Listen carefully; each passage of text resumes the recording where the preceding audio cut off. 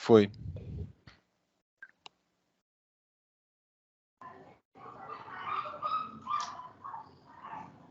Quando puder começar, me dá um ok aí. Ok, vou fazer só uma introdução. Então, boa tarde a todos e todas. Hoje a gente está recebendo aqui do lado médio o Felipe Carvalho Novaes. Felipe é graduado em Psicologia pela UFRJ, mestre e doutor em Psicologia Social pela PUC-Rio, vem estudando aí a trajetória acadêmica na Psicologia Evolucionista, e hoje ele vai apresentar para a gente a tese de doutorado dele, chamada Sapiosexualidade, a influência da inteligência e da criatividade na atratividade e seleção sexual de parceiros. Seja muito bem-vindo ao LabMed, Felipe. Passo a palavra agora para você. Bom, primeiro eu queria agradecer o convite. Espero que vocês gostem. Bom, então, sem mais delongas, eu vou começar. Esse é o meu tema é sapiosexualidade, como você já falou. Esse foi o tema que eu estudei no doutorado. E aí, ao longo dessa apresentação, vocês vão ver que eu fiz tanto um trabalho de revisão teórica de diversos aspectos da sapiosexualidade, quanto também fiz alguns testes empíricos e tive uns resultados interessantes. Então, vamos começar.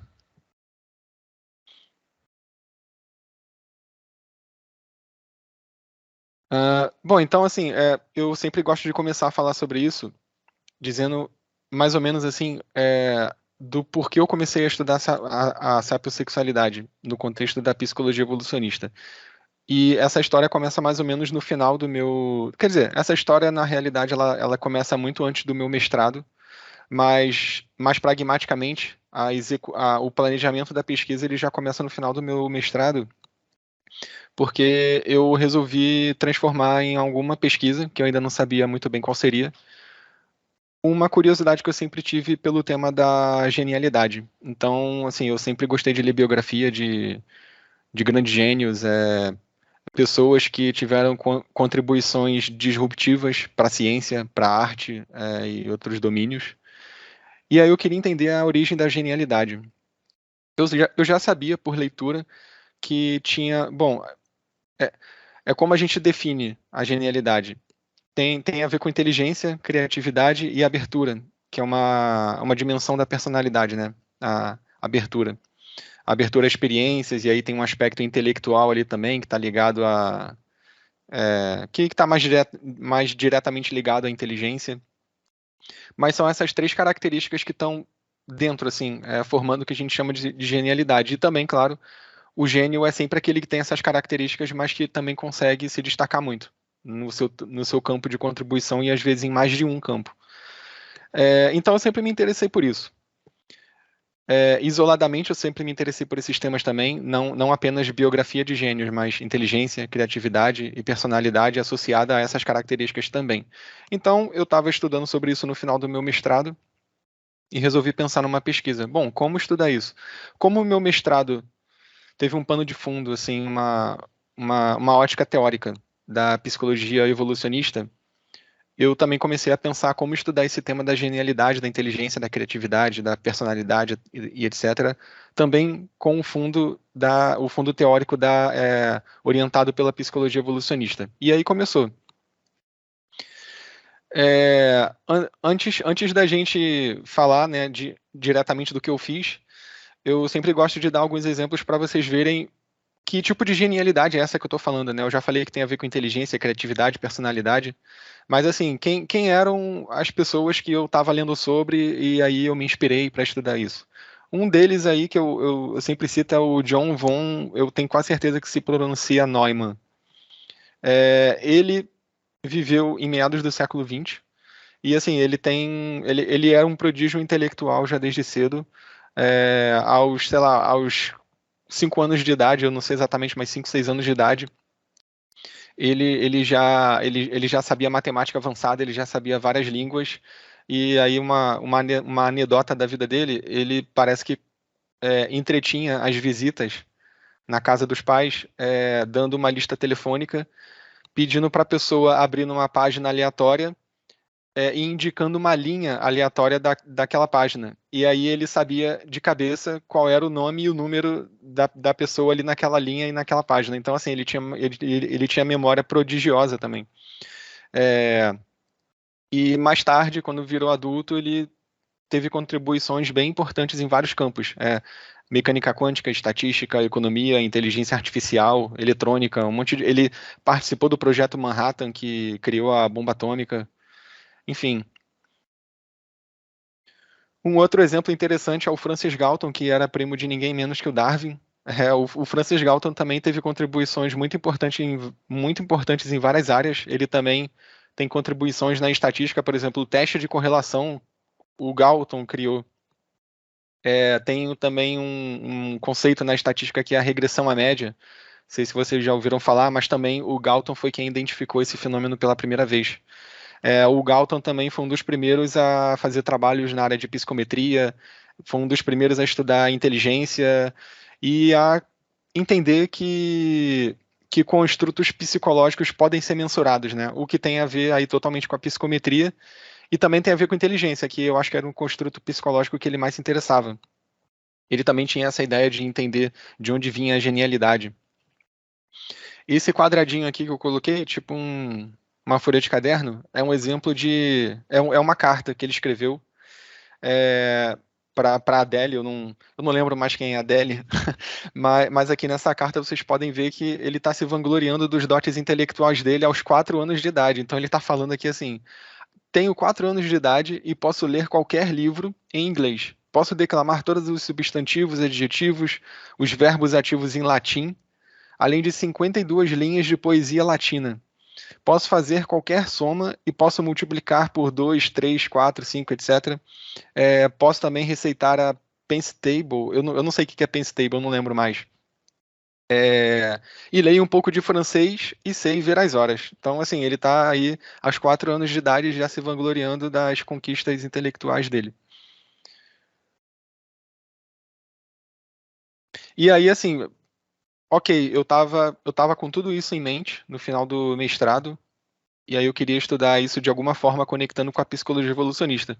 Foi quando eu comecei a mergulhar mais profundamente na literatura que fala sobre inteligência e criatividade. A ideia, para alguns teóricos da psicologia evolucionista, é que a inteligência e a criatividade funcionariam como uma espécie de ornamento mental que sinalizaria algumas características que seriam úteis do ponto de vista da seleção sexual. Então, em vez de começar falando mesmo sobre inteligência e criatividade, eu vou dar o exemplo do pavão para vocês, que é o exemplo prototípico para falar de seleção sexual. Todo mundo que vai falar sobre esse assunto começa falando sobre pavões, é inevitável, porque é o exemplo mais extravagante, mais óbvio da seleção sexual, dos produtos da seleção sexual. Então, assim, entre os pavões, só o macho tem essa plumagem chamativa que vocês estão vendo aí. E por que é só o macho? Porque ao longo do processo de seleção sexual, o sexo que investe menos na prole, ele desenvolve outros artifícios para mostrar que ele tem contribuições a fazer. Então, assim, se ele não vai investir na prole com recursos, porque os pavões, eles não são muito monogâmicos, eles não investem muito na prole. Então, assim, ele não vai contribuir criando, ajudando a proteger, a alimentar, mas ele vai contribuir com o material genético dele. E ele sinaliza que ele tem um bom material genético através da plumagem. Por quê? Se o pavão ele não tem uma boa genética, ele não consegue desenvolver essa plumagem na idade reprodutiva. Porque ou ele vai ser morto antes, porque essa plumagem chama muita atenção, ou se ele tiver algum tipo de infecção, parasita, vai ficar muito óbvio, porque a plumagem chama muita atenção, é muito colorida, então é muito brilhosa. Se tiver algum problema, isso vai ficar evidente. Então a plumagem, ao mesmo tempo que é um negócio esteticamente chamativo, ela, por ser esteticamente chamativa, ela está também chamando a atenção para características que estão, digamos assim, subliminares ali. Características que são importantes para a seleção sexual. E aí a ideia de alguns biólogos, alguns psicólogos é que a inteligência e a criatividade nos seres humanos e também em outros animais, ela exerceria mais ou menos a mesma função que a cauda do pavão. Ela seria, então, em vez de um ornamento físico, seria um ornamento cognitivo, um ornamento mental, um ornamento psicológico, que teria aí, consequentemente, teria se desenvolvido ao longo da seleção sexual em humanos também, assim como em outras espécies. Eu coloquei o cérebro aqui porque a inteligência, assim, se eu fosse explicar mais especificamente o que significa a inteligência como ornamento, a inteligência ela é um sinal explícito, então assim, não exatamente a inteligência, mas as manifestações de inteligência e criatividade seriam sinais explícitos de um cérebro que passou de maneira eficaz pelo desenvolvimento. Por quê? O cérebro ele depende de vários genes para ter um desenvolvimento saudável. Ele depende de vários genes, ele depende de uma passagem estável por vários estressores do ambiente. Então, se um indivíduo consegue chegar até a idade adulta com manifestações adequadas do aparato cognitivo dele, então é sinal de que ele passou de forma ok por esse desenvolvimento neural. Então, as manifestações de criatividade e inteligência seriam um indicativo disso. Então, aí o ornamento é um indicador de um cérebro eficiente, que por sua vez é indicador de um material genético que permitiu que aquele sistema nervoso se desenvolvesse adequadamente. Ele tem poucas mutações deletérias, ele dá origem a um sistema nervoso, um sistema imunológico que funciona de forma eficiente, prevenindo contra doenças que poderiam impactar no desenvolvimento. Então, tudo isso. Esse tema também responde uma outra pergunta que eu estava me fazendo na época, que é se a gente poderia traçar algum tipo de ligação entre as manifestações artísticas e técnicas que a gente data dos ancestrais humanos de milhares de anos atrás, do início do Homo sapiens e até, sei lá, os primos do Homo sapiens, né, o homem de Neandertal, por exemplo. Será que isso explicaria o fato da inteligência e a criatividade terem sido moldados por seleção sexual? Será que isso explicaria as manifestações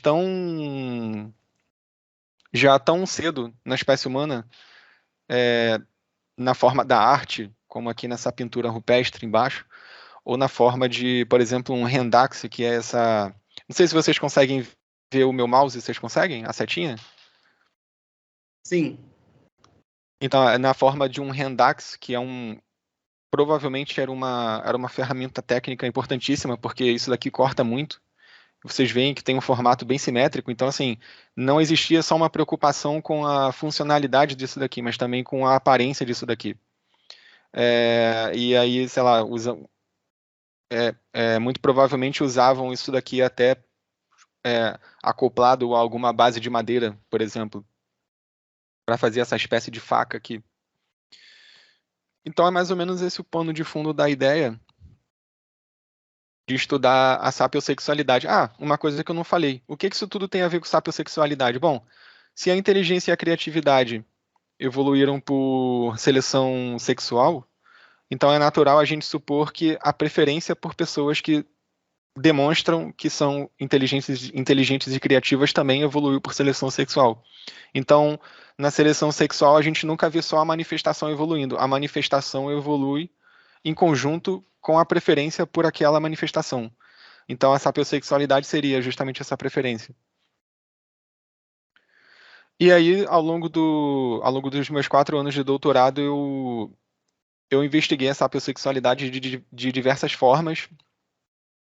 Esse artigo 1 é um artigo de revisão. Aqui eu não investiguei, eu não procurei por estudos exatamente sobre inteligência. Eu procurei sobre estudos que têm a ver com criatividade. Mas o raciocínio é o mesmo que eu estou falando até agora. Por que criatividade? Porque, bom, a criatividade, ela meio que ela tem uma correlação, no mínimo, moderada com inteligência. Então, assim, se a gente está falando de uma pessoa criativa, muito provavelmente a gente está falando de uma pessoa inteligente também. Então, no final das contas, muita coisa que eu vou falar aqui sobre criatividade também serve para inteligência. Então, por isso que eu acabei me referindo a tudo isso como sapiosexualidade. Apesar de originalmente esse termo, sapiosexualidade, ele se referia à inteligência mesmo. Esse daqui é um esqueminha que eu fiz, é até uma versão editada dele, mas é um esqueminha que mostra como eu entendi todas as características que estão por trás da criatividade se manifestando de forma interessante para a seleção sexual. Então, vocês veem aqui que, primeiro, tem a personalidade. Então, lembra lá no início que eu falei que a genialidade tem a ver com a personalidade? Então, tem vários estudos mostrando que manifestações de inteligência e criatividade, quer dizer, ou melhor, tem vários estudos mostrando que tem uma correlação entre especialmente abertura à experiência, que é uma dimensão da personalidade, segundo o modelo do Big Five, tem uma relação positiva entre abertura, inteligência e criatividade. Então, pessoas mais abertas a novas experiências são mais inteligentes e criativas. Aí vocês veem aqui que dentro desse círculo maior que é a personalidade está a inteligência e criatividade. Eu não vou entrar muito nos pormenores aqui de certas coisas, porque acho que não vai ter tempo suficiente se eu for falar literalmente de tudo nos pormenores. Mas aí vocês veem que tem mais 3 círculos aqui, mais 3 elipses, quer dizer,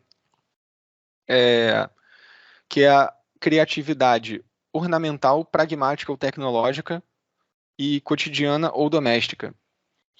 Aqui nesse caso, eu tô me baseando numa ideia de um artigo de 2001 do Feast, acho que é Gregory Feast. Esse autor, ele propôs o seguinte: a criatividade muito provavelmente evoluiu por seleção natural e sexual. Talvez primeiro por natural e depois por sexual. E aí a gente veria isso em aspectos mais específicos da criatividade. Então, segundo ele, a criatividade teria evoluído primeiro como uma maneira dos primeiros seres humanos manipularem um ambiente e tirarem proveito dele. Ou não os primeiros seres humanos, mas até os ancestrais. A gente meio que herdaria essa característica dos outros primatas que já são bem sagazes do ponto de vista tecnológico, de usar o ambiente a seu favor e tal. Então, a criatividade serviria para propósitos técnicos, tipo você pegar uma pedra e bater numa noz até abrir. E também teria o aspecto mais ornamental. Esse aspecto ornamental, ele estaria associado às manifestações artísticas da criatividade. Por que ele faz essa divisão? Essa divisão é muito importante, porque de um lado você tem a criatividade técnica, que serve a algum propósito técnico mesmo, algum propósito funcional, alguma coisa que ajuda na sobrevivência, e do outro lado você tem uma manifestação de criatividade que não necessariamente está ajudando na sobrevivência, que é o caso das habilidades estéticas, das manifestações estéticas. Então, assim, se eu usar minha criatividade para criar uma arma melhor, isso com certeza ajuda o meu grupo e a mim mesmo. Agora, se eu usar minha criatividade para pintar uma parede numa caverna, isso provavelmente do ponto de vista da sobrevivência não é tão relevante. Talvez seja até um gasto de energia cognitiva, digamos assim, para um propósito cujo retorno não é tão eficiente assim. Pelo menos esse é o raciocínio se a gente pensar do ponto de vista da seleção natural. Aí agora, do ponto de vista da seleção sexual, isso faz total sentido. Por quê? Porque a criatividade ornamental ela justamente está ligada a manifestações que são cognitivamente muito custosas e, ao mesmo tempo, elas têm retorno prático praticamente nulo. Então, a ideia desse autor aí, o Gregory Feast, que eu falei, e na realidade a gente vai ver esse insight lá no trabalho do Darwin, no The Descent of Man, que eu acho que é de 1871. Lá ele já vai propor alguma coisa parecida com isso, que a criatividade tem um tipo de criatividade que tem a ver com essas manifestações que são muito custosas, mas ao mesmo tempo elas são muito pouco úteis, e aí por isso que elas seriam análogas à cauda do pavão. A cauda do pavão não ajuda ele a voar melhor, por exemplo. Ela serve a propósitos meramente estéticos. Então a ideia aqui é que a manifestação de criatividade artística, estética, ornamental nos seres humanos teria a ver com isso. E aí você teria, então, uma série de adaptações psicológicas que se desenvolveram junto com a capacidade de elaborar essas manifestações para que os seres humanos se sintam motivados a fazer e a apreciar coisas que têm a ver, coisas que têm uma natureza estética, esteticamente chamativa. Então, por exemplo, tanto produzir arte quanto apreciar a arte. Então, a produção e a apreciação, elas andam juntas.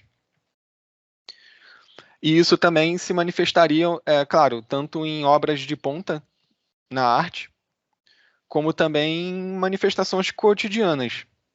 Aí pensem em qualquer coisa cotidiana, sei lá, por exemplo, uma mulher se enfeitando, uma mulher arrumando o cabelo. É uma manifestação estética de criatividade ornamental. Não é só você pegar um quadro ou uma parede e pintar. Essas manifestações cotidianas também têm a ver com isso.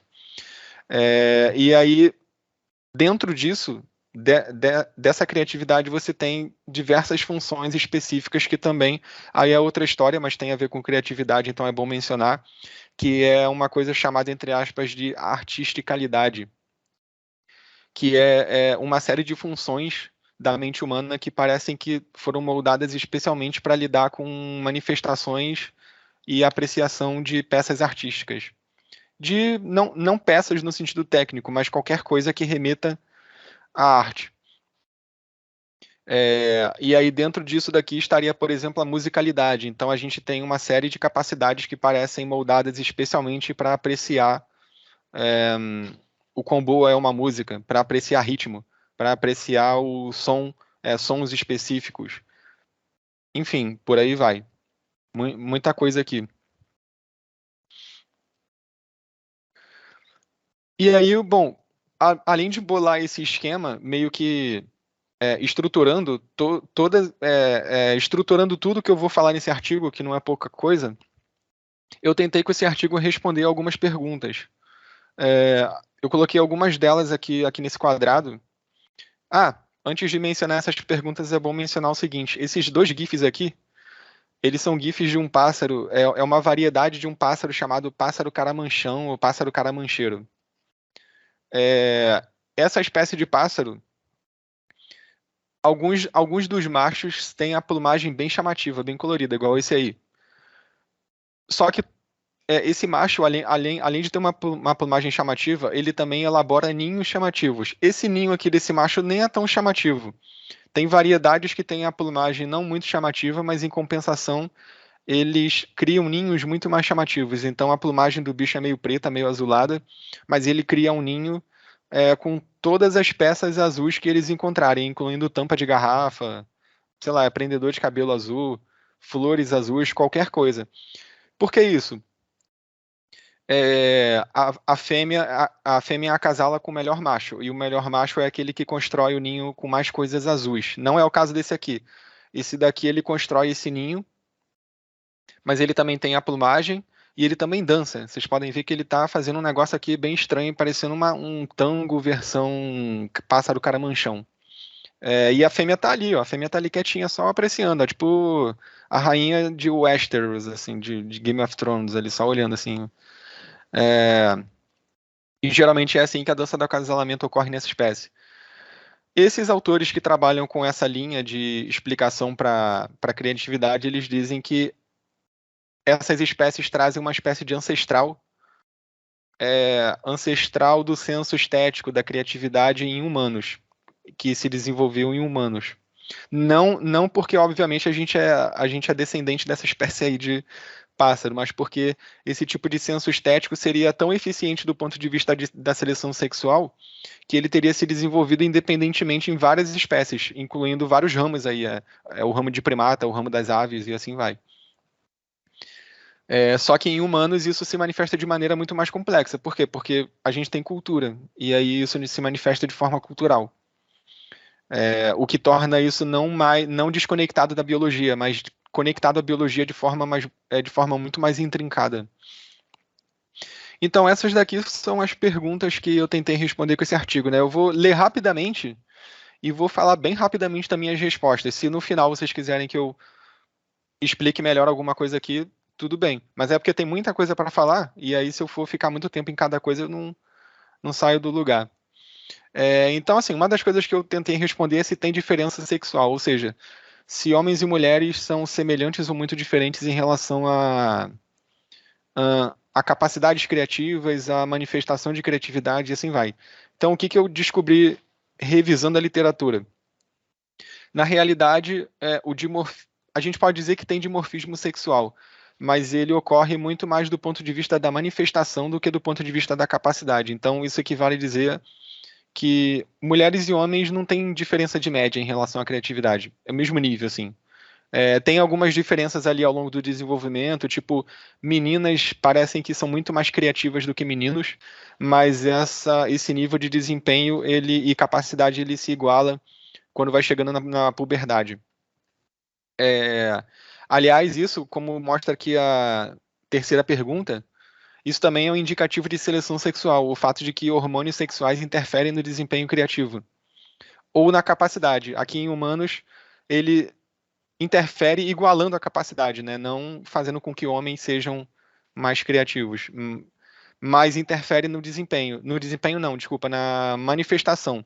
Então, aparentemente, por algum motivo, isso daí eu não achei muito bem explicado na literatura, mas aparentemente o sexo masculino parece que tem um impulso maior em se manifestar criativamente. Não é que a capacidade criativa seja maior, é que o impulso de fazer isso é maior. Tanto que em todas as culturas a gente vai ver as manifestações mais, como é que posso dizer, mais conspícuas, parecem que são masculinas. Tem alguns contra-argumentos em relação a isso. Por exemplo, tem um artigo de 2000 uma boa revisão, que na verdade é um capítulo de livro, acho que de 2017, que vem mostrando que, bom, se a gente contar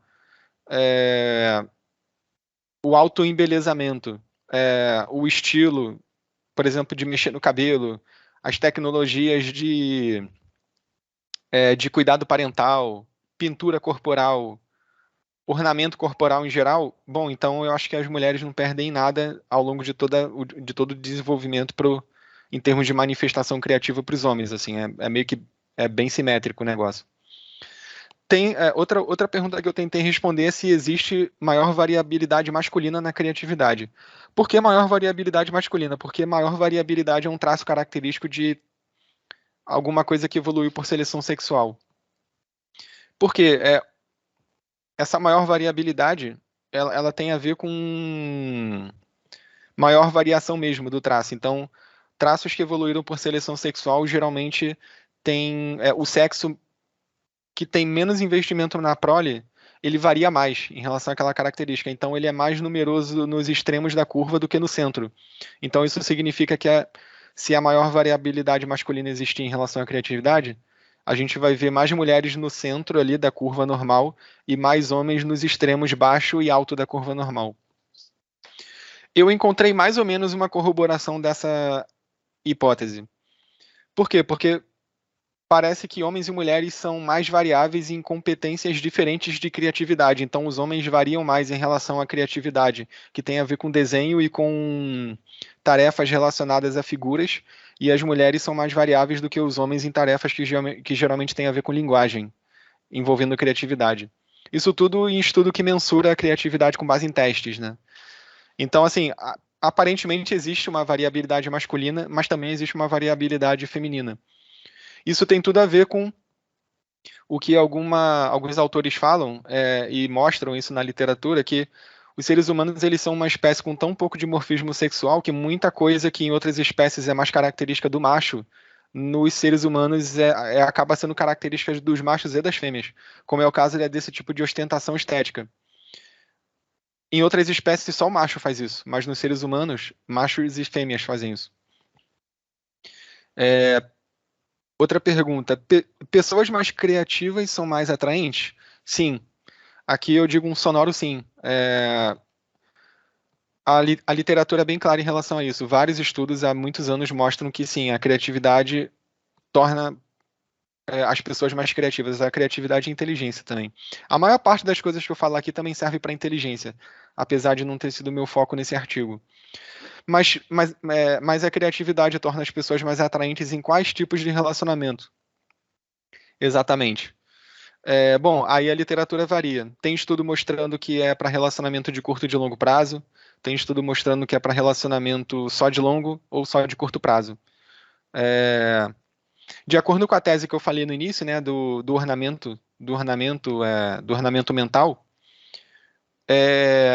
então o esperado seria que a criatividade fosse mais atraente para relacionamentos de curto prazo. porque o relacionamento de curto prazo, justamente, ele é característico de espécies que são em que o macho, pelo menos, ele investe pouco. Então, se ele investe pouco, ele vai demonstrar o valor dele em contribuição genética, não em contribuição de recursos, não em contribuição de esforço na criação do filho, dos filhotes, né? Se a gente for falar de outras espécies. Mas não é isso que a literatura em humanos mostra para essa característica aqui. Aparentemente, a criatividade é atraente nos dois tipos de relacionamento, curto prazo e longo prazo. Comportamentos criativos e outros indicadores de alto desempenho cognitivo são atraentes também em outras espécies? Sim. Quase tudo que eu estou falando aqui também serve para outras espécies, inclusive as relações entre o ornamento mental e o ornamento corporal que indica aptidão. Aptidão é uma palavra que a gente usa em biologia evolutiva para se referir ao indivíduo que tem características úteis do ponto de vista da evolução, né? Aqui no caso, seleção sexual, então é do ponto de vista da seleção sexual. Então, são estudos que em humanos ainda estão caminhando, é um campo de estudo meio polêmico, mas eu encontrei na literatura, de fato, por exemplo, estudos mostrando que existe uma associação positiva, apesar de bem fraca, ela é bem fraca, então não é uma coisa que a gente vai ver no cotidiano. Calma. Mas é assim, estatisticamente, quando você pega grandes grupos e analisa, parece que tem uma associação entre simetria corporal e desempenho cognitivo, por exemplo. Por quê? Por causa do que eu falei no início. A inteligência e a criatividade, ou seja, coisas que têm a ver com desempenho cognitivo, têm a ver com a eficiência do funcionamento cerebral. E o funcionamento cerebral, por sua vez, tem a ver com o quanto aquele organismo passou de maneira bem-sucedida por um processo de desenvolvimento. E geralmente quem passa de maneira bem-sucedida por um processo de desenvolvimento tem genes que não atrapalham o desenvolvimento. Então essa é a associação. Esses genes que não atrapalham o desenvolvimento acabam fazendo com que aquele organismo opere melhor ao longo da vida em vários setores. Não apenas em criatividade e inteligência, mas várias coisas que não vem ao caso aqui agora falar. E um indício que é interessante disso é que parece que também tem uma associação, eu acho que é fraca também, não lembro direito, mas acho que é fraca, entre desempenho cognitivo e expectativa de vida. Não tem a ver só com essa parte do desenvolvimento, mas tem a ver com o fato de que pessoas inteligentes e criativas se saem melhor frente a problemas e tomam decisões mais inteligentes, então elas vivem mais. É basicamente isso também. Mas também tem uma parte dessa explicação que tem a ver com a genética. Esses indicadores se associam a sinais de qualidade genética? Bom, então já expliquei mais ou menos aqui. Isso não serve só para humanos, e outras espécies também. Há manifestações criativas ao longo da história ancestral da linhagem humana? Com certeza. Já dei uns exemplos lá nos slides iniciais.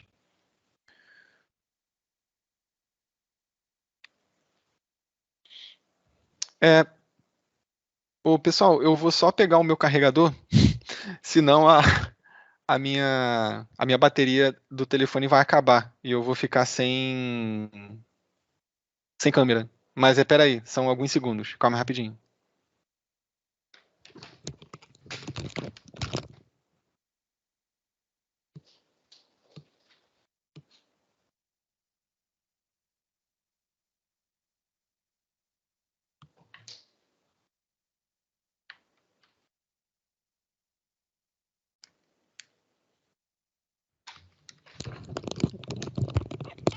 Prontinho, voltei.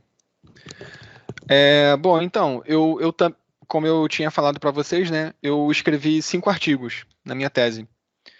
O artigo 2 foi um artigo...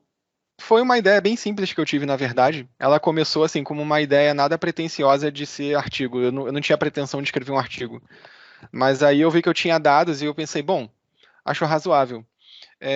Com esse estudo, eu quis verificar se a gente perguntasse espontaneamente para as pessoas quais as características que elas gostam, que elas desejariam que um parceiro ideal tivesse, será que espontaneamente surgiria inteligência e criatividade?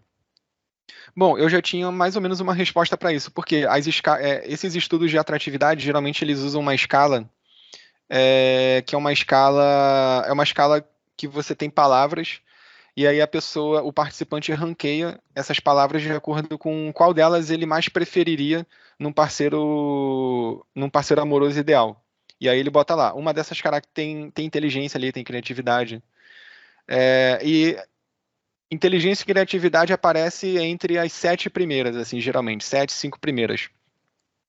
Mas aí eu pensei assim, pô, será que esse resultado acontece porque a gente está usando uma escala de escolha forçada?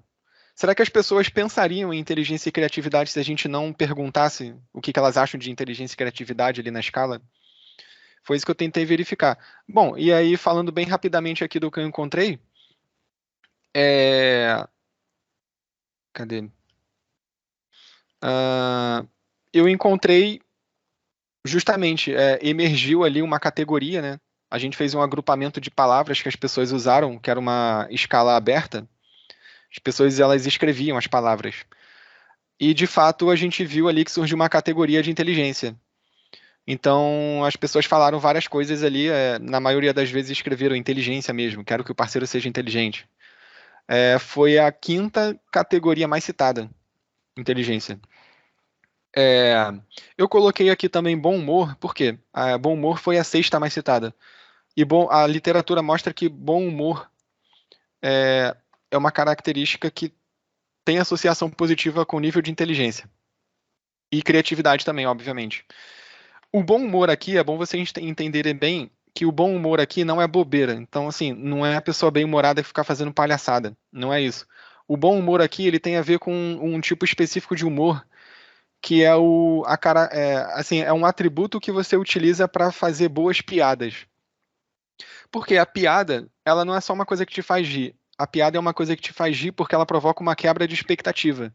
E a pessoa que é boa em fazer piada, geralmente ela é boa em inferir implicitamente que aquela coisa que ela vai falar não é esperada. E que vai ser engraçada ao mesmo tempo. Então, assim, tem uma série de quebras no ritmo da interação e da linguagem que uma, uma pessoa que tem algum problema cognitivo não vai conseguir fazer. Entendeu? É basicamente esse o resumo da coisa. E aí eu achei que não foi por acaso que bom humor foi a 6ª mais citada, pertinho de inteligência. Uma outra coisa que eu descobri nesse estudo é que as pessoas que mais citaram a categoria inteligência, elas eram mais irrestritas do ponto de vista sexual. Então eram pessoas que se consideram mais abertas a sexo casual. Isso bate um pouco com a ideia que eu estava falando no início, né, de que se a inteligência e a criatividade evoluíram como ornamento mental, então é bem esperado que essas características tenham a ver com contextos em que o que está sendo levado em consideração ali no parceiro ideal não é a capacidade dele de investir na prole, por exemplo, de investir no relacionamento, não. São características mais imediatas que vão gerar uma prole saudável, digamos assim, né? Soa meio simplista falar assim, mas no sentido do cálculo de custo-benefício biológico, é essa a lógica. E aí um terceiro artigo, né, que eu escrevi também, aí já é um artigo que eu já nessa época, eu tinha descoberto que na literatura tem um estudo de 2018 que o cara criou uma escala de sapiosexualidade. Uma escala curtinha. Não tem nem índices psicométricos muito rebuscados, não. Eu achei bem fraca até a escala. Mas eu achei interessante usar a escala aqui no contexto brasileiro e ver no que ia dar. E aí eu utilizei essa escala de sapiosexualidade aqui, junto com outras escalas, para ver as associações ali, né? Eu tinha algumas hipóteses, mas vou comentar com vocês um pouco rapidamente os resultados. Aqui eu coloquei os itens da escala. Vocês podem ver aqui, ó, são os itens da escala de sapiosexualidade. Por exemplo, o número 1. Uma pessoa atraente fisicamente com inteligência apenas mediana é desestimulante para mim. Então, ou seja, a pessoa ali dizendo explicitamente que inteligência conta mais do que aparência. Ouvir alguém falar de maneira muito inteligente me excita sexualmente. Então, vocês podem ver aí a natureza dos itens. É tudo assim. Aqui do lado, eu coloquei as escalas que eu utilizei, né? Porque ah, eu fiz várias. Eu utilizei várias escalas porque eu queria mesmo explorar as associações de diversas características individuais com a sapiosexualidade. Deixa eu passar para os resultados aqui para vocês verem. Então, aqui no lado esquerdo estão os principais resultados que eu encontrei. A maioria dos resultados corroboraram os resultados do estudo original que eu falei, de 2018. O primeiro deles foi a diferença entre homens e mulheres. Mulheres se mostraram mais sapiosexuais do que os homens. Não é uma diferença. Se a gente fizer análises para ver. Quer dizer, se a gente pegar a tabela e ver as diferenças de média, não são tão grandes assim, mas é o bastante para ter diferença estatística entre homens e mulheres mais sapiosexuais do que homens. Isso daqui também foi encontrado no estudo original.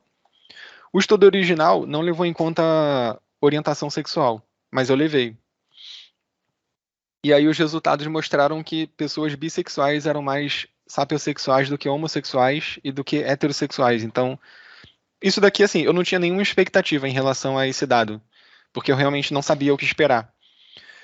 Mas uma coisa que eu fiquei pensando depois se a tendência é que pessoas mais irrestritas do ponto de vista sexual sejam mais sapiosexuais, tenham mais interesse em parceiros inteligentes e criativos, então é esperado que grupos de pessoas caracterizados por uma irrestrição sexual maior também sejam mais sapiosexuais.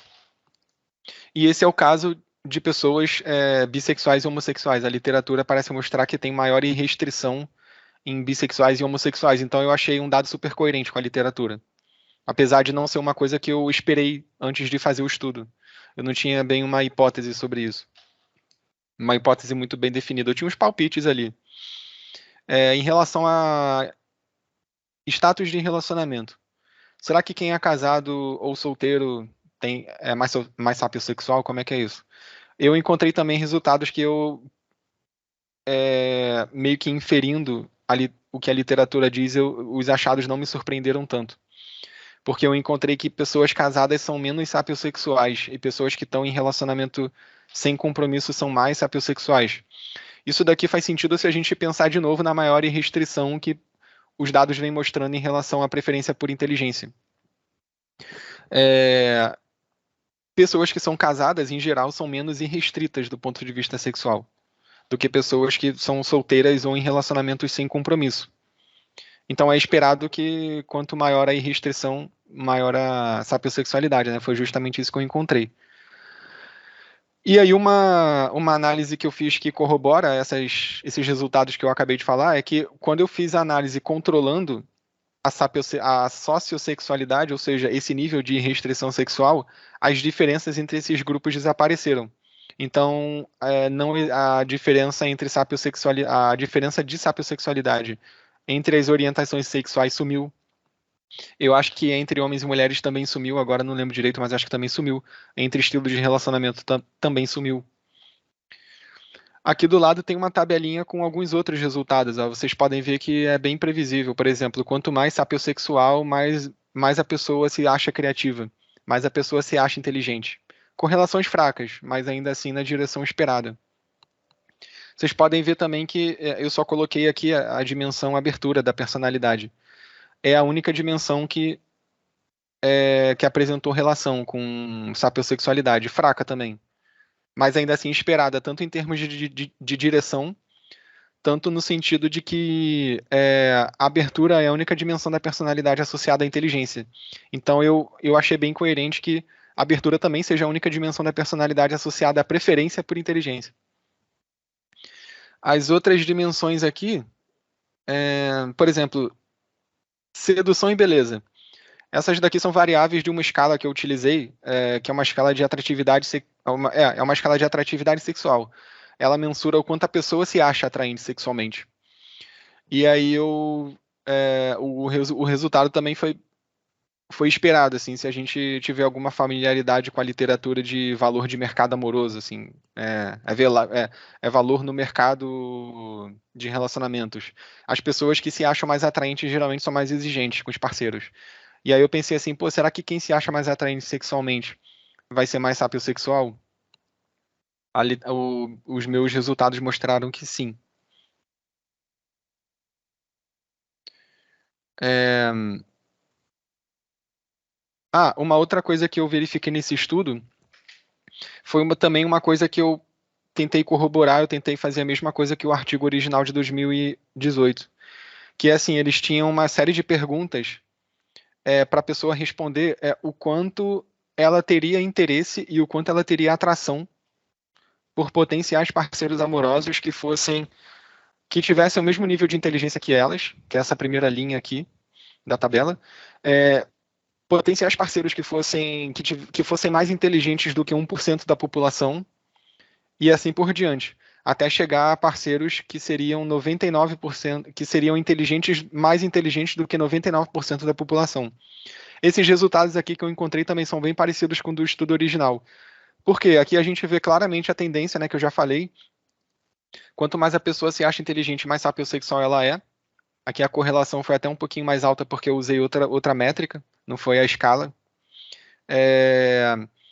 Mas vocês podem perceber que quanto mais sapiosexual a pessoa, menos bem coerente com o esperado, né? Menos atraente ela vai, menos interesse ela vai ter no potencial parceiro que é mais inteligente do que só 1% da população. Ou seja, essa pessoa não é nem muito inteligente, assim. E aí vocês vão vendo que a correlação é negativa até chegar em 50%. Que é assim, bom, se esse cara ele é mais inteligente do que 50% da população, então ele já começa a ser bem inteligente, né? Ele é mais inteligente do que metade da população. Começa a ser interessante para uma pessoa sapiosexual. E o nível de correlação vai aumentando, conforme o nível de inteligência vai aumentando. Só que aí, reparem uma coisa. A correlação praticamente não muda quando a gente está falando de níveis muitíssimo altos de inteligência, que é aqui as duas últimas linhas, 90% e 99% de inteligência. Por quê?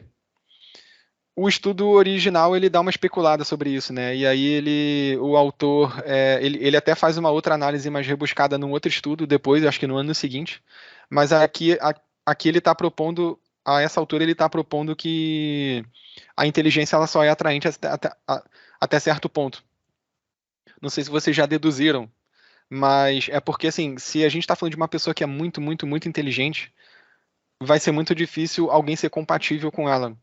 Então ela começa a ter problemas interpessoais, problemas para achar parceiros.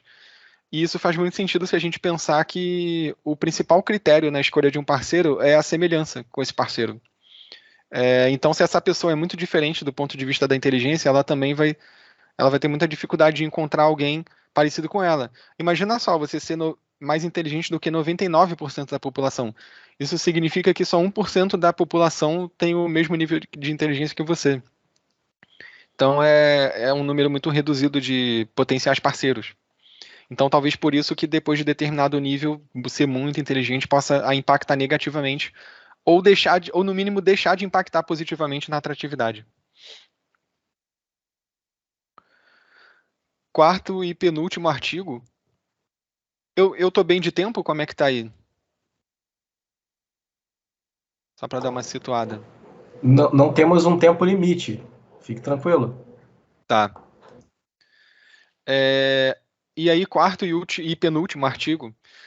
Esse artigo daqui, ele seguiu mais ou menos a mesma linha que o artigo que eu acabei de descrever. Só que em vez de eu usar a escala de sapiosexualidade, eu usei uma outra escala que ela mede atração por comportamentos criativos. Então, aqui eu já não queria saber as associações com pessoas que têm atração por pessoas inteligentes. Aqui eu já queria saber a associação entre pessoas que têm preferência por criatividade. É outra coisa, é parecido, mas é outra coisa. E aí foi uma pesquisa, assim, eu tinha várias hipóteses ali, algumas bem exploratórias, porque vários testes que eu fiz aqui não tem na literatura. Então, essa minha tese tem vários resultados que são inéditos. Então, eu não sabia muito bem, eu não sabia nem muito bem o que esperar de algumas análises que eu fiz, por isso que algumas coisas foram exploratórias. Essa CBMPC é a escala, é a sigla em inglês. É a escala de atração por comportamentos criativos. Antes de prosseguir, é bom destacar que essa escala ela tem 3 dimensões. E aí vocês vão lembrar do que eu estava falando no início, na introdução. Ela tem a dimensão ornamental, cotidiana e técnica, ou seja, 3 tipos de criatividade.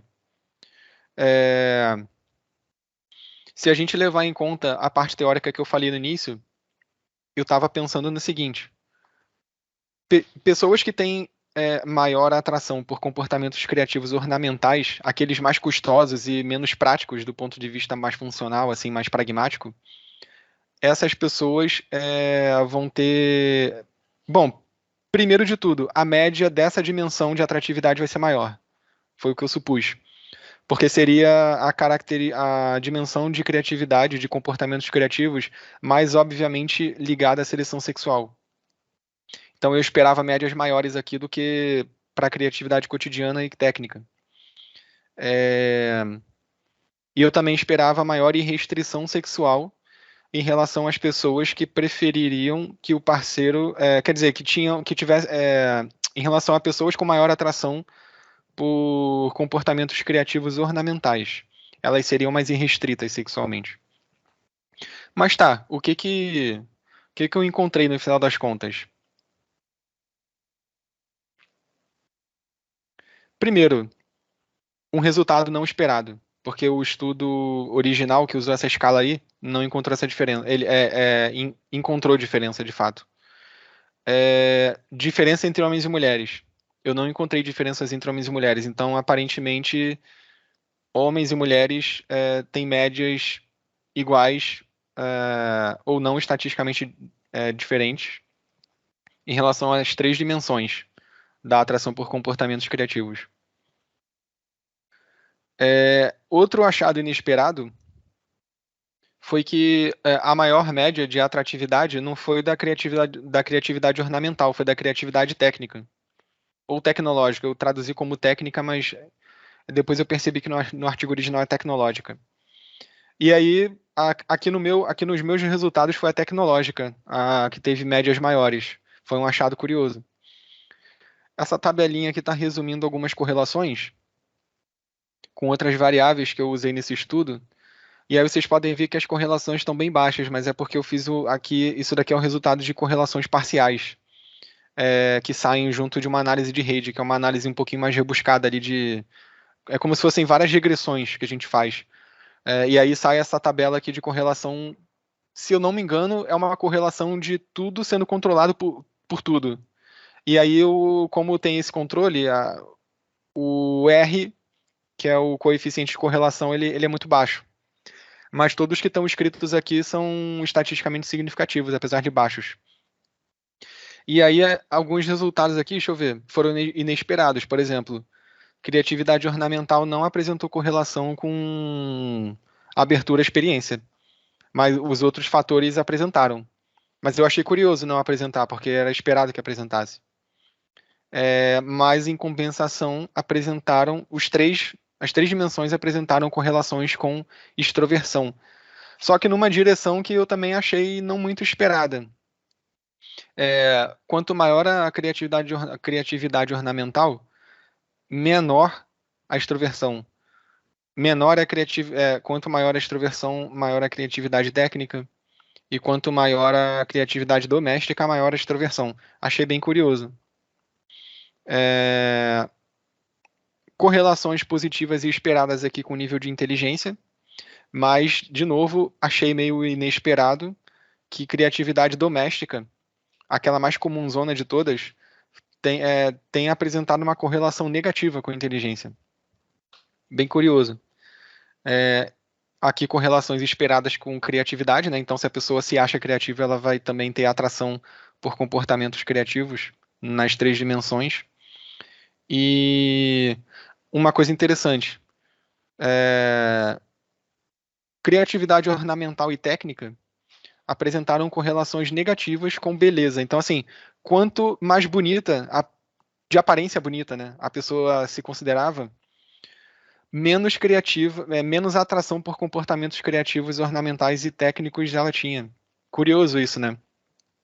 É como se de fato ela estivesse compensando um critério por outro. Então, muito provavelmente, por ela não se achar bonita, ela provavelmente se acha criativa. E aí, por se achar criativa, ela também quer que os parceiros dela sejam criativos. É a explicação que eu infiro aqui.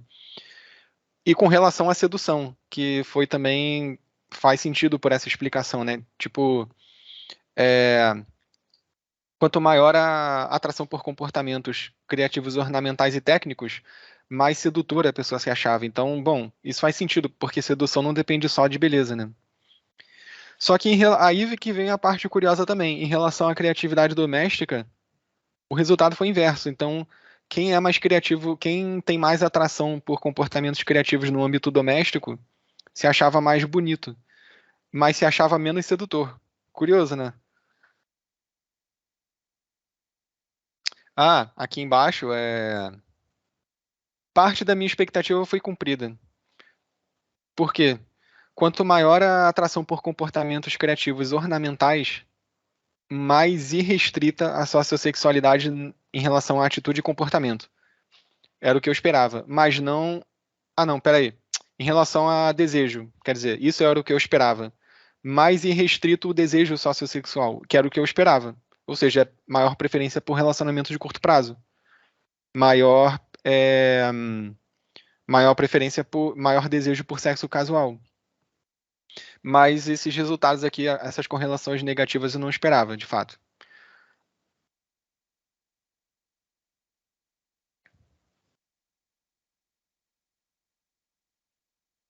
Aqui outros resultados interessantes. Esses itens aqui são itens da escala de atração por comportamento criativo. Esse quadradinho rosa são os itens que tiveram maior pontuação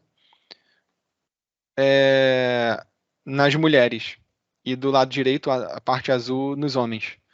E aí vocês podem ver que as mulheres, elas acharam mais criativo, quer dizer, elas manifestaram maior atração por itens que descreviam comportamentos ornamentais. Compor música, gravar música, escrever poesia, fazer parte de uma banda, fazer comentários inteligentes. Aliás,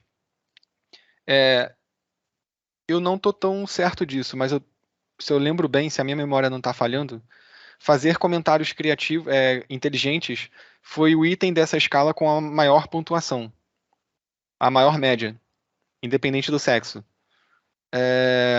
Então, esses são os itens que mais pontuaram aqui nas respostas femininas. Agora, vejam a diferença em relação aos itens que mais pontuaram nas respostas masculinas. Primeiro de tudo que a gente repara é que tem menos item, né? O que pode ser sinal de que, apesar do teste estatístico não ter mostrado diferença de média entre as dimensões, é engraçado, né? Porque aqui a gente está vendo que os homens, eles meio que eles têm uma preferência menos ampla por comportamentos criativos, se a gente for comparar aqui com as mulheres. E a natureza do comportamento criativo também é diferente. Vocês podem perceber aqui que dos 3 itens, 2 deles têm a ver com estética, tem a ver com aparência física. Um deles tem a ver com esporte. Agora, quinto e último artigo. O que eu fiz nesse artigo? Esse artigo daqui é o que tem mais coisa inédita, assim, porque, primeiro de tudo, eu fiz um experimento e nessa literatura, se eu lembro bem, não tem nenhum experimento. Nesse artigo, eu quis responder uma pergunta que é uma pergunta que nenhum estudo está respondendo. Então, esse meu artigo é inédito especialmente por causa disso. Que é o seguinte. Bom, a inteligência e a criatividade podem ser atraentes por causa daquela característica que eu falei lá no início, né? Por eles estarem ligados a genes, a uma estabilidade no desenvolvimento que parcialmente está ligada a bons genes, a genes que não estão ligados a mutações que prejudicam o desenvolvimento, ou a genes que tornam o sistema imunológico mais eficiente. Então, assim, ok, a inteligência e a criatividade podem ser atraentes por causa disso. Afinal de contas, é essa lógica que torna vários traços evoluídos por seleção sexual atraentes para o sexo oposto. Só que a gente não pode deixar de considerar que inteligência e criatividade, pelo menos em humanos, a gente pode dizer mais à primeira vista, mais obviamente, em seres humanos essas características também estão relacionadas com, por exemplo, sucesso acadêmico, sucesso profissional, maior acesso a recursos. Então, a minha ideia aqui é o seguinte: as pessoas acham inteligência e criatividade atraente, porque elas acham que essas características em si mesmas são atraentes, ou é porque essas características estão ligadas a outras coisas que são atraentes, como, por exemplo, acesso a recursos. E aí eu fiz um experimento para tentar responder isso, explicando aqui bem rapidinho como é que eu fiz. Eu criei algumas vinhetas. Eu criei. Eram dois grupos de vinheta, na verdade. Um grupo com características que se referiam à inteligência e recursos, e o outro com características que se referiam à criatividade e recursos. Então, na primeira vinheta, eu tinha um textinho, a vinheta era um textinho. E esse textinho ele descrevia um indivíduo, que eu não especificava o sexo, mas ele especificava, ele descrevia um indivíduo que era ou muito inteligente ou pouco inteligente.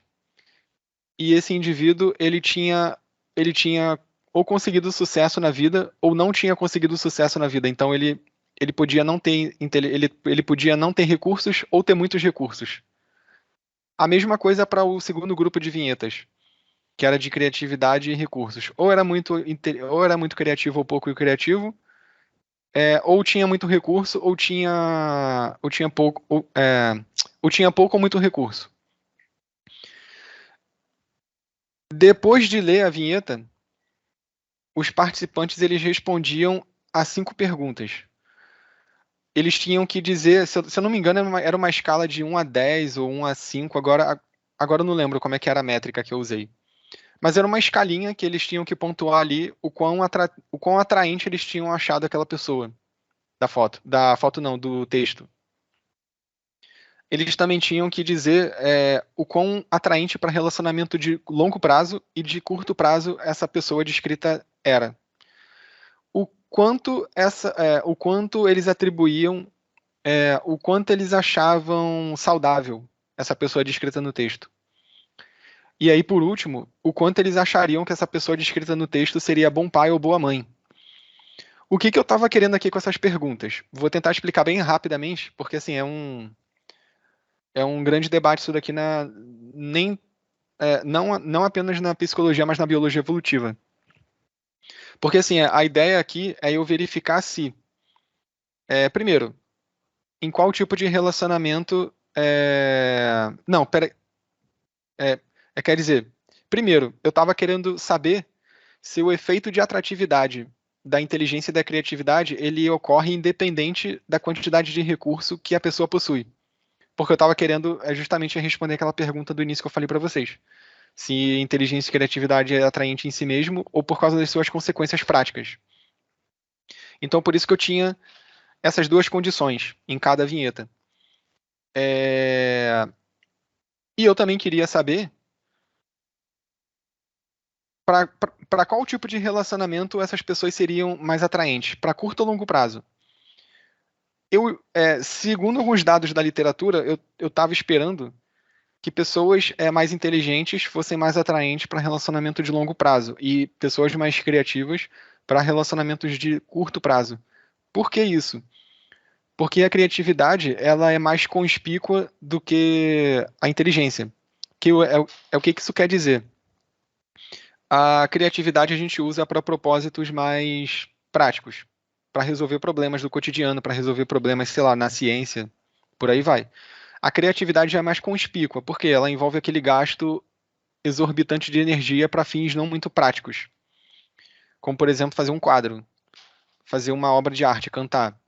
Você não está resolvendo nenhum problema prático fazendo isso. Então, pela lógica do custo-benefício que a gente aplica analisando pela ótica da seleção sexual, é muito mais fácil supor que a criatividade foi mais influenciada pela seleção sexual do que a criatividade. Quer dizer, do que a inteligência. Com essas duas perguntas aqui, essas duas últimas, eu estava querendo desfazer um debate que tem na biologia evolutiva sobre o porquê que algumas características são atraentes do ponto de vista da seleção sexual.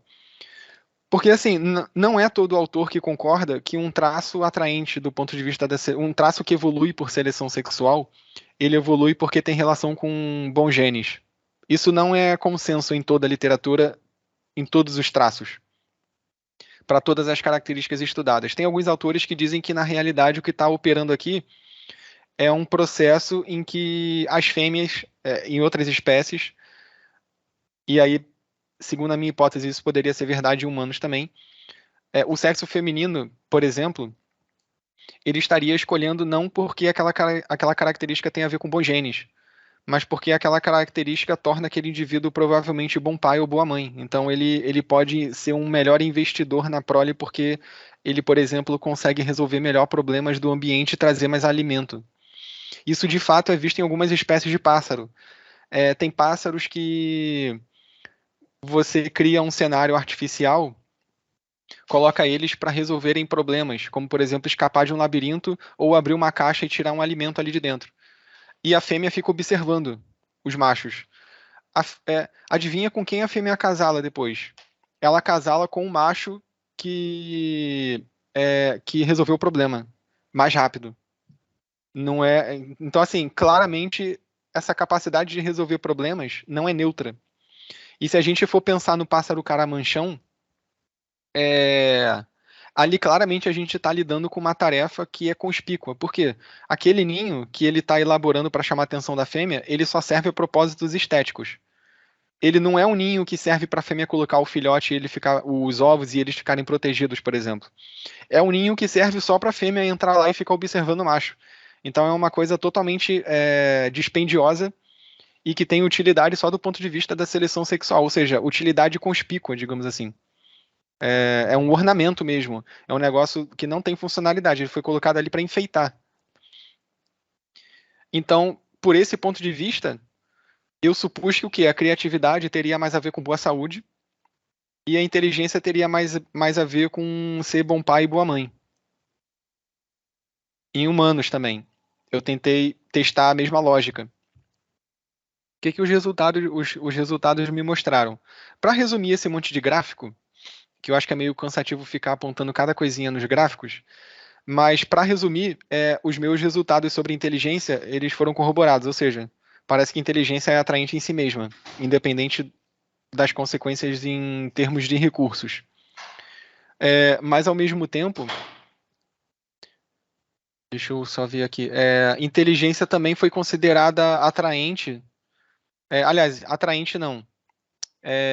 Sim. Peraí, desculpa a confusão. São muitos gráficos, às vezes eu fico confuso explicando isso. Mas assim, os resultados mostraram que inteligência é atraente para qualquer tipo de relacionamento. É mais atraente do que a quantidade de recursos.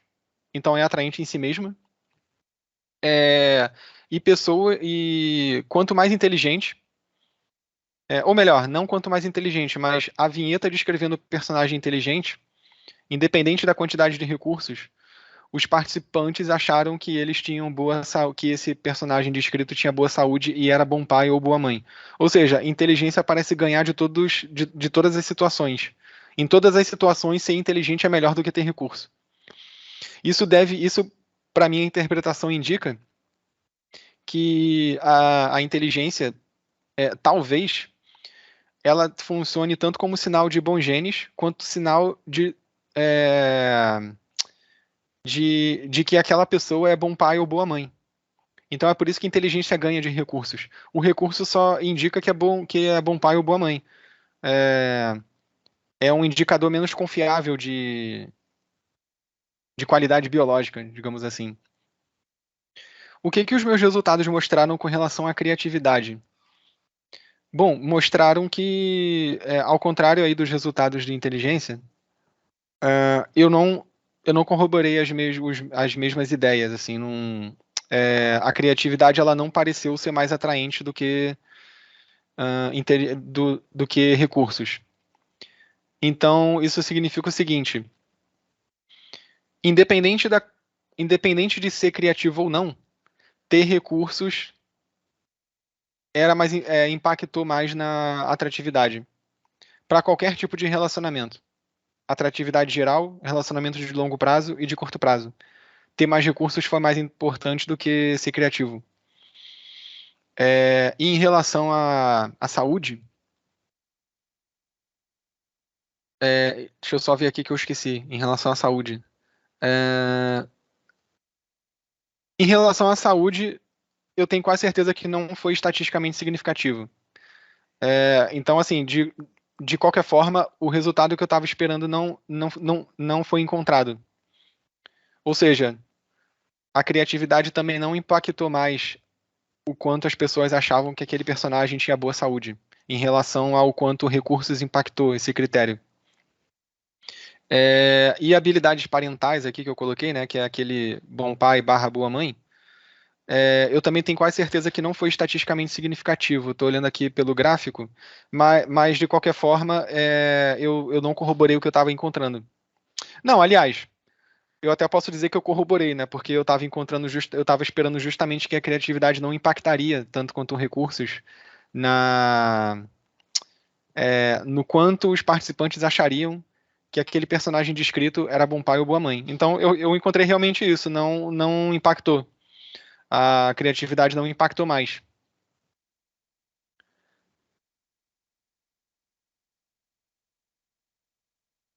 Bom, então esses foram os estudos que eu usei na minha tese.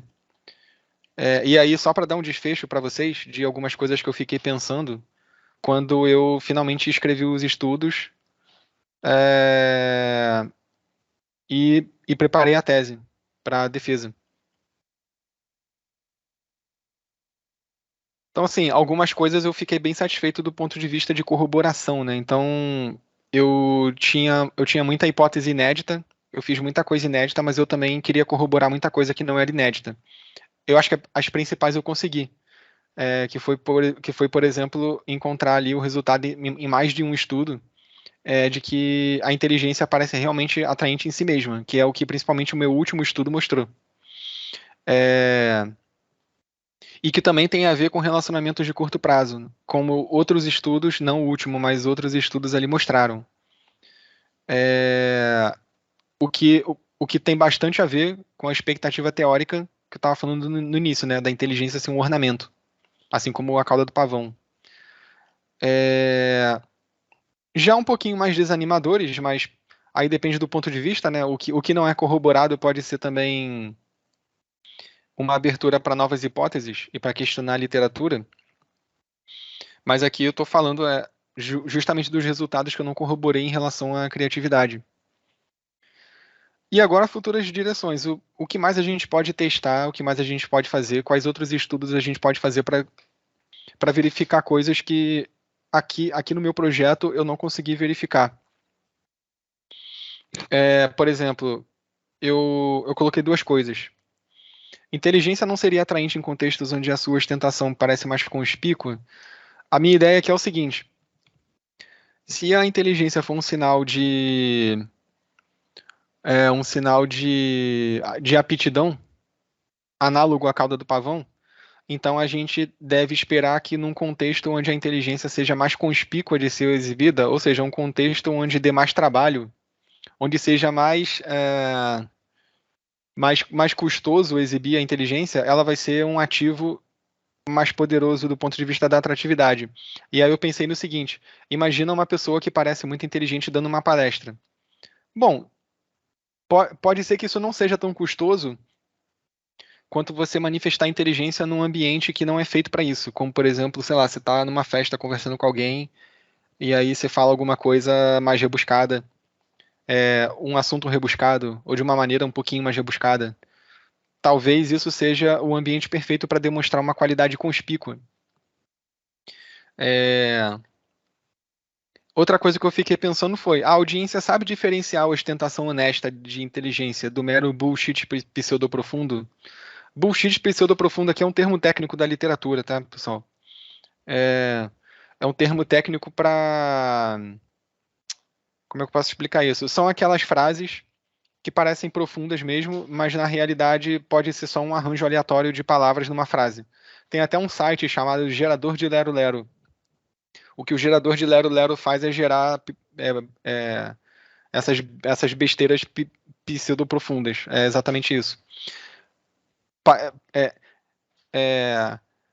Parece que são frases profundas, mas na verdade são coisas aleatórias. E aí a minha pergunta aqui é: será que essas pessoas que se dizem sapiosexuais, elas conseguem discriminar uma pessoa que realmente entende um assunto e por isso está falando de maneira inteligente sobre esse assunto, de uma pessoa que só parece estar falando inteligentemente sobre o assunto? Será que elas têm uma capacidade de diferenciar isso? Porque, assim, se a inteligência for análoga à cauda do pavão, do ponto de vista da seleção sexual, então essa característica tem que existir, essa capacidade. Porque é a mesma capacidade que sei lá, a fêmea do pavão usa para discriminar o pavão que tem a melhor cauda da pior cauda.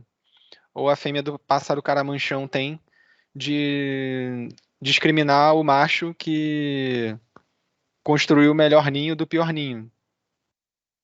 Então essa habilidade apreciativa, ela tem que existir para a criatividade realmente ser considerada um análogo da cauda do pavão.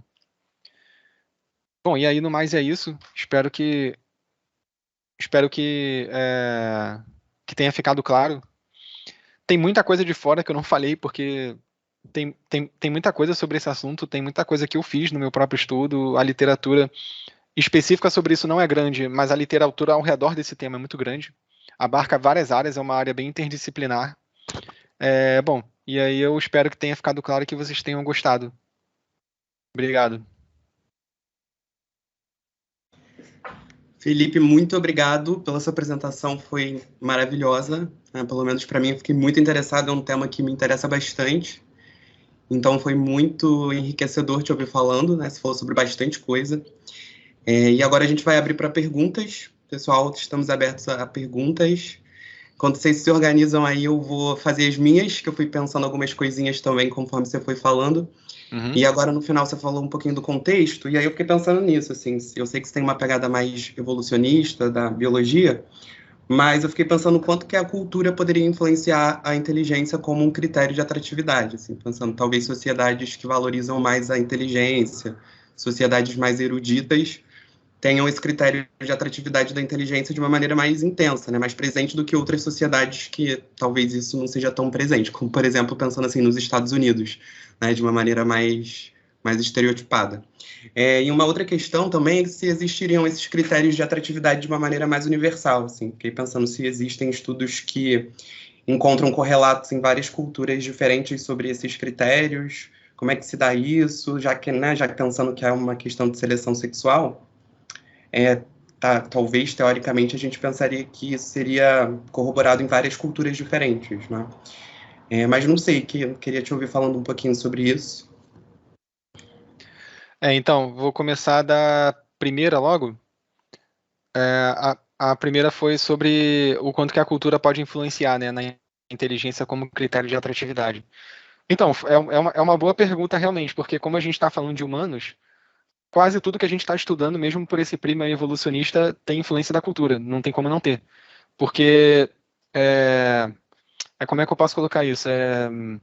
A cultura, muitas vezes, ela é uma manifestação de tendências mais antigas do que a própria cultura. O que eu estou querendo dizer assim, os seres humanos, eles são animais culturais. Só que a gente também é fruto de um processo, os seres humanos, eles são fruto de um processo histórico, não apenas no sentido cultural da coisa, mas de um processo histórico no sentido biológico também. Então, tudo que a gente faz, tudo que a gente aprecia, tudo que a gente pensa, as nossas capacidades, elas são influenciadas por esses dois tipos de histórico. Então, é impossível estudar psicologia humana sem levar essas duas coisas em consideração. O que a gente pode fazer é separar didaticamente. Tipo, eu estou interessado numa coisa que tem mais a ver com cultura, então eu vou estudar cultura. Mas isso não significa que, se a gente for levar em consideração a totalidade do fenômeno, ele também não tem a ver com a história evolutiva. E aí, dito isso, em relação aos critérios ao critério de inteligência e criatividade em si, eu acho que a cultura deve influenciar.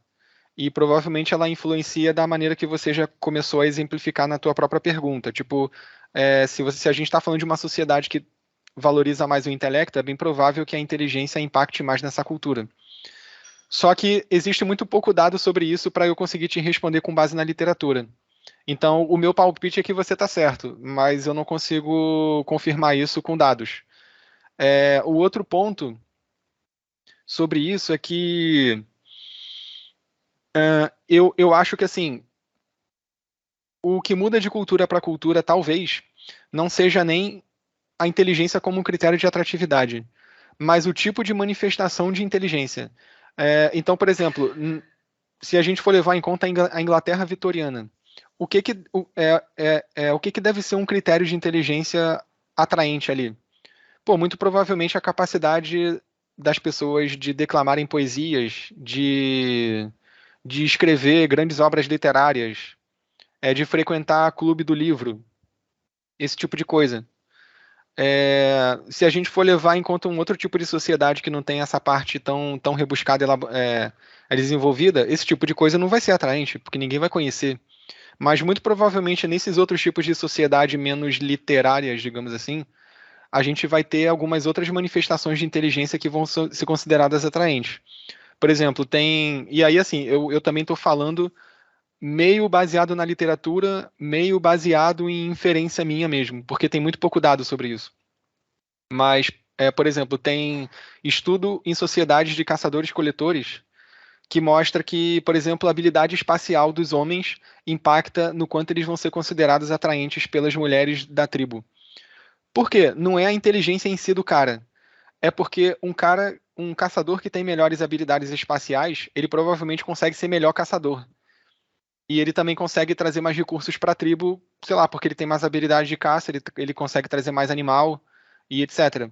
Então ele acaba tendo um capital social maior por causa disso. E aí você repare o seguinte: o capital social na Inglaterra vitoriana não é o mesmo capital social que essa tribo que eu estou exemplificando.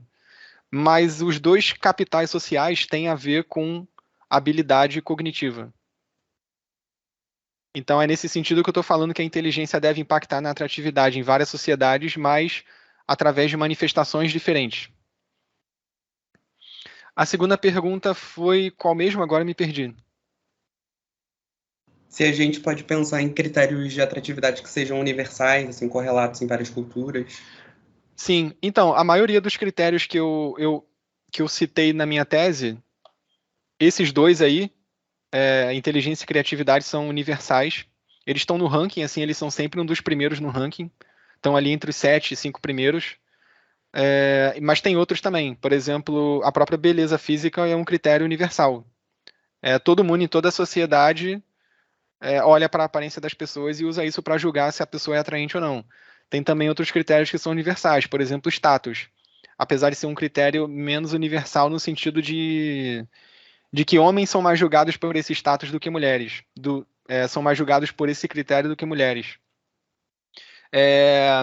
Tem o critério que é mais universal de todos e que tem menos dimorfismo sexual nele, ou seja, ele é mais universal e homens e mulheres preferem, uma dimensão da personalidade chamada agradabilidade.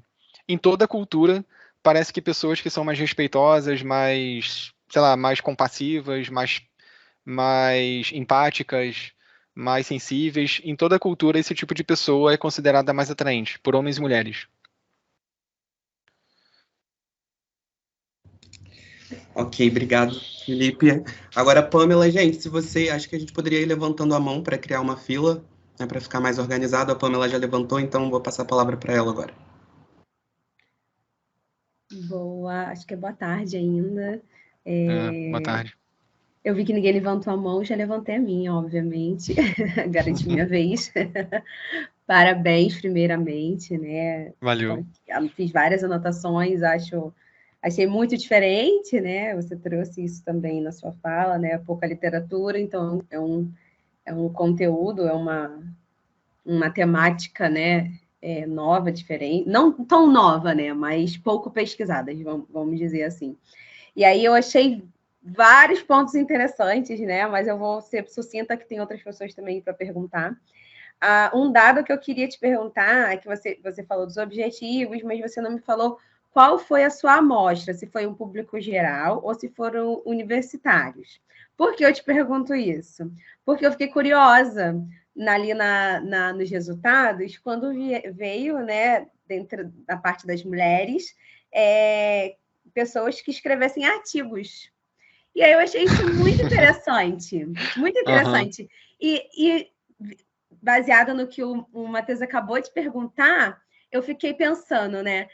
Se essa amostra foi dentro de um contexto universitário, essa desejabilidade de pessoas que escrevessem artigos dentro ali da inteligência também faz parte de uma cultura interna, né, de universitários. E aí também pode trazer aí, corroborar com a sua hipótese dessa cultura que modela e também permeia grupos. Eu achei interessantíssimo. Eu falei, vou perguntar a amostra, porque se falou, eu não ouvi, e aí eu achei que pode ter sido ali uma influência interessante aí. Então, me fala a amostra, por favor, para eu matar minha curiosidade. Então, o teu insight está correto, assim, se a gente usa amostras mais universitárias, então o resultado provavelmente vai ser diferente se a gente usasse uma amostra mais representativa da população brasileira, né? Ou até de um estado. E é muito difícil ter esse tipo de amostra. Para qualquer tipo de pesquisa é muito difícil, assim, tem que ter muita gente coletando em vários lugares, tem lugar que não é tão acessível para coletar, enfim. Vocês conhecem bem a dificuldade. Uhum. Mas só que eu não lembro agora em quais estudos, mas eu acho que no estudo ou 4 e 5 ou 3, 4 e 5, eu não usei só amostra universitária, porque eu tive ajuda para coletar de uma empresa chamada... esqueci agora. Mas é uma empresa que faz coleta para pesquisa de mercado. E aí tem uma amiga minha que tem parceria com essa empresa, ela me ofereceu. E aí eu consegui ter amostras um pouco mais diversificadas por causa disso. Então é diversificada do ponto de vista da idade, da escolaridade e... Qual outro critério? Esqueci, mas assim, foi mais diversificada do que meramente estudantes universitários. Isso daí tu pode ter certeza. O segundo estudo que eu mostrei, não. Esse daí, a maior parte da amostra mesmo é estudante universitário. Mas assim, eu acho que de qualquer jeito, a gente tem um viés aí de amostra que eu acho que a gente não consegue escapar muito, ou menos ainda, que é o viés de pessoas que respondem pesquisa na internet. Esse viés aí não tem como você escapar, a não ser que tu imprima um monte de papel e vá por aí em lugar que as pessoas não acessam a internet, o que vai ser muito complicado para quem tem tempo, né, para fazer uma pesquisa ali de doutorado, mestrado. Isso daí eu não fiz, então eu acho que pelo menos esse viés aí a minha amostra tem também, que é o viés de pessoas que têm computador para responder, provavelmente não são pessoas muito pobres, e por aí vai. Não, excelente. Era só porque eu fiquei fazendo esses insights mesmo, né? Porque esse dado apareceu. E aí, baseado no que o Matheus também falou, dessa cultura, né? Então, em outros grupos, outros atrativos podem estar ligados à inteligência, assim como escrever artigos científicos para estudantes, né, de Com certeza. universitários é um atrativo, né? Então, achei, assim, sensacional. Então, acho que essa é a minha colaboração aqui. Obrigada pela perfeita colaboração sua. De nada, valeu. Clarissa. Boa tarde, pessoal. Boa tarde, Felipe. Bom, Olá, primeiro eu queria dizer que o tema é muito interessante, né? Porque aqui é tempo, né? Do início ao fim. E aí eu queria te fazer uma pergunta também, né? Eu fiquei prestando atenção, né? Se esse dado apareceu em algum momento e como não apareceu, eu fiquei com essa curiosidade, né? Eu queria saber se a valorização de uma ou outra inteligência, ela pode acontecer em alguma etapa da vida. Por exemplo, na adolescência ter uma maior valorização de uma inteligência mais artística, né? E aí na vida adulta ter uma preferência por aquela inteligência mais cotidiana, né? Doméstica. Eu queria saber se você tem algum dado referente a isso. Olha, foi uma boa pergunta. Eu não pensei nem em analisar isso nos dados que eu tenho, mas eu acho que até daria. Não em relação à inteligência, mas em relação à criatividade, porque essa divisão de criatividade ornamental, técnica e cotidiana tinha na escala de atração por comportamentos criativos, não na de sapiosexualidade. Mas é uma pergunta boa, realmente, daria para fazer esse estudo. Agora, assim, em termos de palpite, eu acho que a diferença ia ser menos, quer dizer, eu acho que dá para supor que ia ter uma diferençazinha de idade mesmo. Por exemplo, eu acho que a parte mais cotidiana talvez começasse a ser mais atraente quando as pessoas vão ficando mais velhas.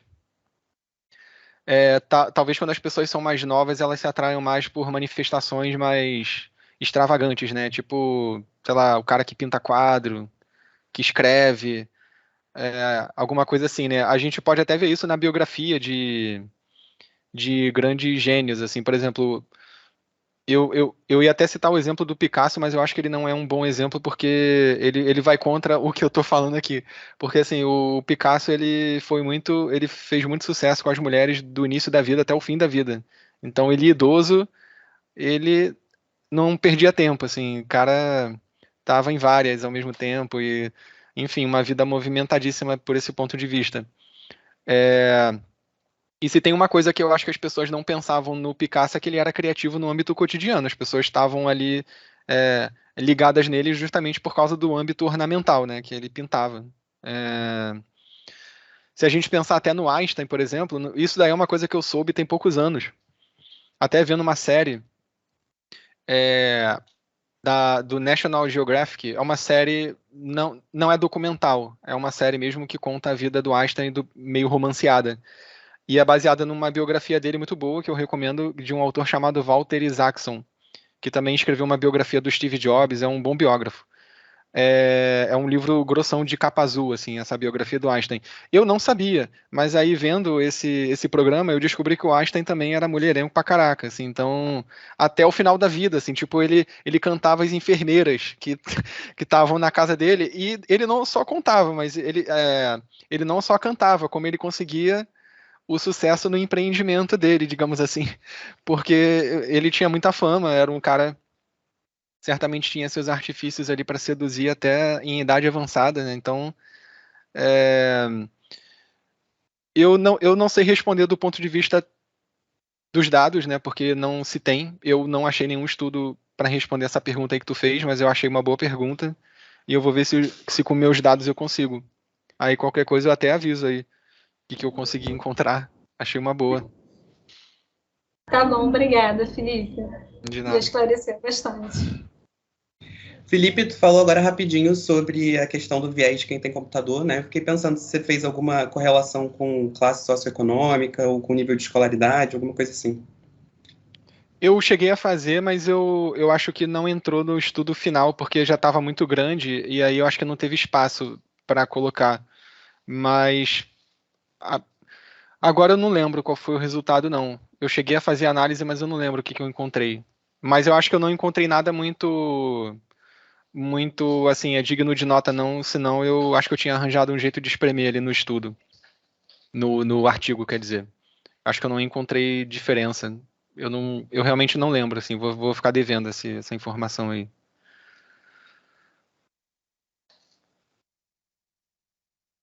Próximo, pessoal. Alguém mais? Perguntas? Eu tenho mais uma pergunta, assim, que é relativo não exatamente à sapiosexualidade, mas a esses critérios de atratividade de maneira geral e essas diferenças entre os sexos nesses critérios. Você falou rapidamente, né, sobre a questão da orientação sexual, que bissexuais seriam mais sapiosexuais do que héteros e homossexuais, mas aí eu fiquei pensando se haveria um critério de seleção sexual, alguma coisa assim, que seria mais baseado na orientação sexual do que efetivamente no sexo. Pensando, por exemplo, num homem gay. Esses critérios de atratividade dele vão ser os critérios de um homem para uma mulher, só que deslocado para um outro homem, ou vão ser os critérios de uma mulher para um homem, só que partindo de um homem? Interessante essa pergunta. Então, mais ou menos, tu chegou em parte da resposta fazendo a pergunta de novo. Porque, assim, tem alguns critérios que eles funcionam exatamente da maneira como você descreveu. É um tipo de critério que varia mais de acordo com o sexo do que de acordo com a orientação. Então, os critérios do homem homossexual alguns critérios vão ser muito parecidos com os do homem heterossexual. Por exemplo, o peso que a atratividade física tem. para o homem, independe da orientação sexual. O hétero vai ter um peso X, o do gay vai ser X também. Talvez seja até maior o do homem gay, assim, porque quando você está falando de pessoas do mesmo sexo, especialmente homens, você está falando de duas pessoas que têm a sociossexualidade mais irrestrita. E elas podem ser irrestritas, porque são duas pessoas irrestritas juntas. Quando você está falando de homem e mulher, a mulher a mulher é mais restrita. Então, de certa forma, ela freia a irrestrição masculina. Então, é por isso que a gente vê algumas diferenças de comportamento, assim, de casais até, homossexuais e heterossexuais. Porque no hétero, um freia a irrestrição do outro. No homossexual não tem esse freio. Então, parece que dá a impressão de que os homossexuais são mais irrestritos. Eles são, mas por causa dessa contingência do destino aí, né? Deles calharem de gostar de pessoas do mesmo sexo, e aí a coisa fica mais, digamos assim, falando informalmente, fica mais liberal. É tipo isso, assim.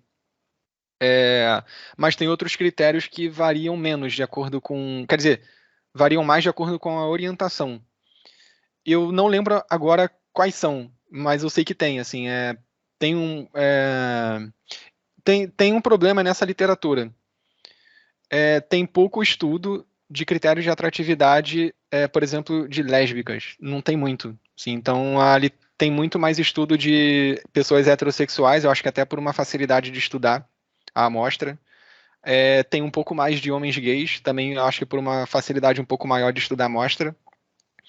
Mas tem pouco estudo com bissexuais e com lésbicas. Então eu nem sei dizer exatamente se tem consenso na literatura sobre esses dois grupos. Eu acho que não tem, porque eu já vi estudo falando coisas bem diferentes. Por exemplo, tem estudo com lésbicas falando que as lésbicas elas preferem parceiras com alto status social, tanto quanto mulheres hétero preferem parceiros com status social alto. Mas tem estudo mostrando que não. Então isso seria uma diferença entre mulheres hétero e homossexuais. Mas aí os estudos são muito variáveis, que eu saiba. Não sei se alguém aí estuda esse tema, mas o que eu acompanhei na literatura é isso, assim, uma coisa meio variável. Então o maior poder de formular consenso ainda é sobre héteros.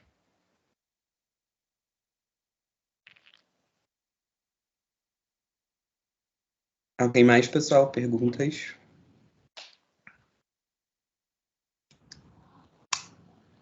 Bom, eu queria mais uma vez parabenizar o Felipe, né? Já tive a oportunidade de fazer isso lá na própria defesa dele, né? E muito obrigado, né, Felipe, por tu vires aqui no nosso laboratório, porque nós estamos todos trabalhando aí, não é? No sentido de fazermos os nossos mestrados, os nossos doutorados, e eu acho que tu és um modelo, não é? Eu acho que tu és um daqueles estudantes que tenho tido contato, né, nas bancas que participo, e realmente tu fizeste um trabalho de fôlego, né? Um trabalho digno desse título de doutor, né? E tenho certeza que tu tens tudo, não é, para seguir essa carreira acadêmica com muito sucesso, não é? Se viu que tu és uma pessoa estudiosa, que tu fizesse uma leitura, né, deste um mergulho bastante profundo nessa literatura, não é? E a ponto de tu ainda vislumbrar eu acho que só quando a gente mergulha dessa maneira é que a gente consegue ver que o fundo ainda está mais para baixo, que existe mais profundidade, digamos assim, né? E isso a gente é nítido no teu discurso, né? Então, realmente, assim, muito legal isso que tu fizeste, que tu está trazendo aqui para nós, né? Porque é inspirador, né? A minha ideia era essa. O assunto é um assunto fantástico, né? Mas a tua experiência, né, como doutorando e agora como doutor, né, ela é inspiradora aqui, né, para todo mundo aqui, né? A gente tem dificuldades com uma porção de coisas e às vezes fica nessas dificuldades, no trivial dessas dificuldades que existem, né? tu tens uma amostra, por exemplo, uma coisa que aqui é um problema é amostras, né? E tu tens uma amostra de mais de 1.000 pessoas, né?